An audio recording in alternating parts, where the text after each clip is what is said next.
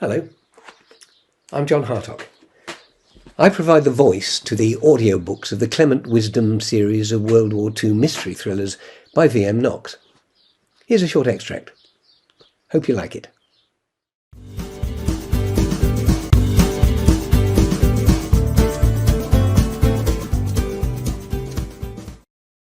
I have myself full confidence that if all do their duty, if nothing is neglected, and if the best arrangements are made as they are being made, we shall prove ourselves once again able to defend our island home, to ride out the storm of war, and to outlive the menace of tyranny, if necessary for years, if necessary, alone.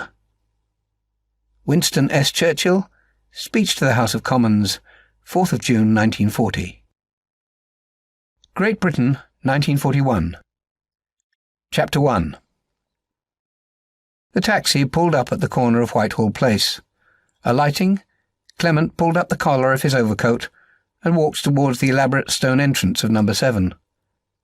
Taking a deep breath, he reached for the door handle and stepped inside. 5 months had passed since he'd last been here.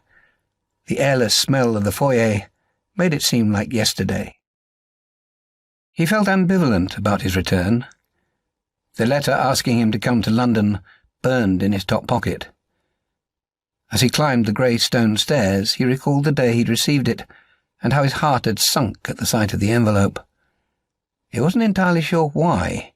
He had, after all, expected it. Perhaps it was because it meant he could no longer avoid the world. Or maybe he just hoped they would leave him alone now. If Johnny Winthorpe had anything to do with it, and Clement guessed he did, then Colonel Gubbin's letter was a summons, not a request. Clement remembered the first time he had set eyes on the charismatic colonel. Then Clement had been a rural vicar, living in one of England's prettiest East Sussex villages, Fernley Morton. But that was before the war, before his involvement with the covert auxiliary units, before all manner of things. But mostly before Mary died. He cleared his throat. His wife's death was still too raw. "Reverend Wisdom?" The sound of someone calling his name made his ghost vanish, at least for now. At the top of the stairs stood a smartly dressed young woman. "This way, please." Clement joined her, then followed her along the corridor, the sound of her shoes tapping out an energetic rhythm on the marble tiles. Yet, despite her brisk manner, his attention was on the elaborate surroundings of the 3rd floor. "Has Colonel Gubbins moved office?" The young woman continued walking. "Yes, but I'm taking you to Captain Winthorpe's office." "Not Commander Winthorpe any more, then?" The woman stopped and turned, her face breaking into the sort of grin that reveals neither emotion nor information, before continuing her march along the corridor.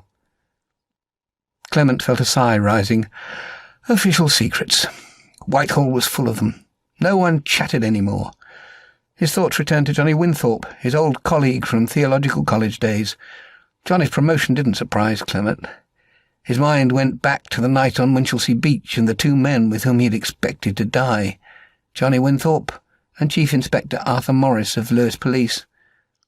That had been in the autumn of the previous year, and Clement hadn't seen either man since. Gubbins had ordered his removal to the West Country to recuperate. Although convalescence was not the only reason for Clement leaving Fernley Morton, the village he had served for over 20 years. It had been for his protection. He visualized the villagers, people whose lives he had shared, and imagined their bewilderment at his sudden departure. Every time he thought about Fernley Morton, he felt guilty.